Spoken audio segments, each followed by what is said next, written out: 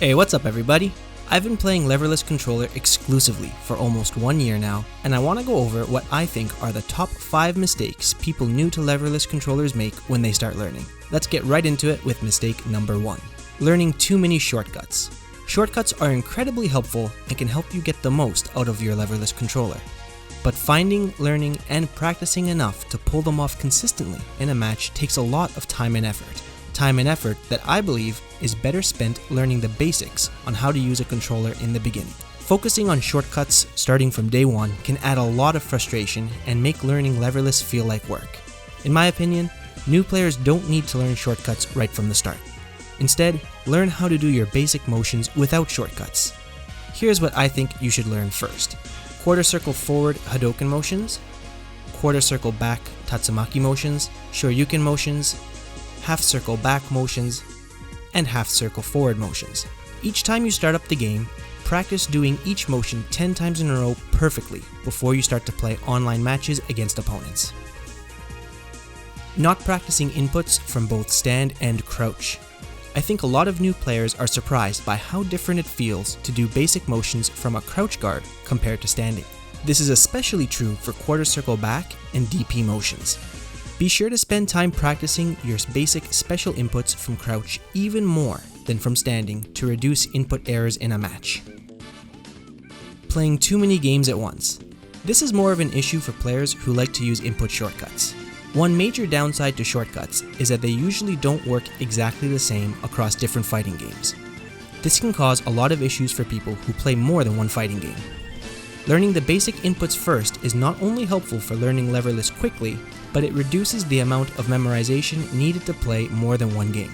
Since each game has different rules for inputs, playing multiple games at the same time can cause a lot of frustration in the beginning when you're learning how to use a leverless controller.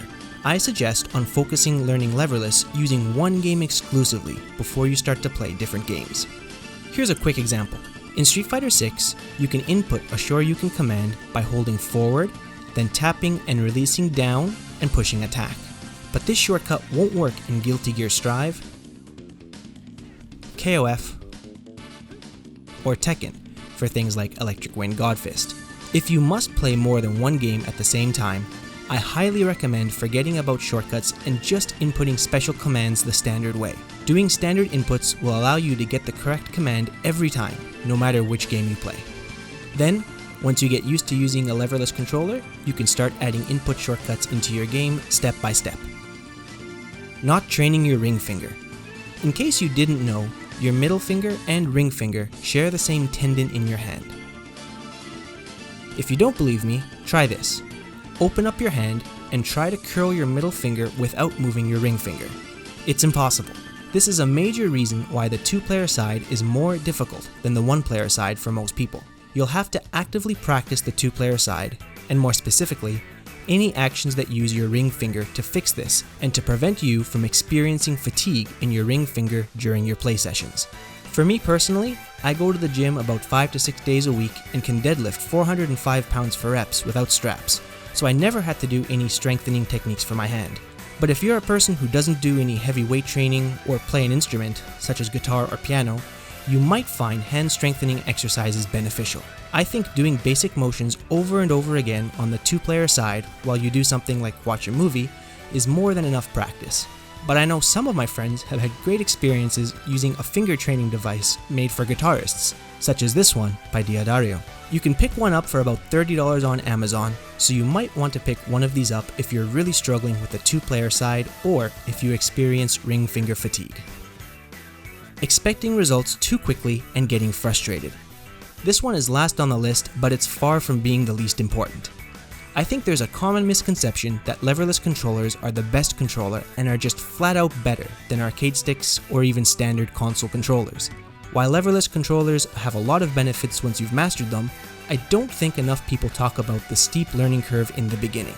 I know a lot of my friends, and myself included, experienced a lot of frustration in the beginning because doing things that were second nature on our standard stick or controller, such as reactionary anti-air DPs, felt impossible to do week 1 on leverless. It takes quite a bit of time and practice before you're able to move and control your character at the same level as whatever device you used before starting leverless. Just remember that this is normal and something everyone experiences.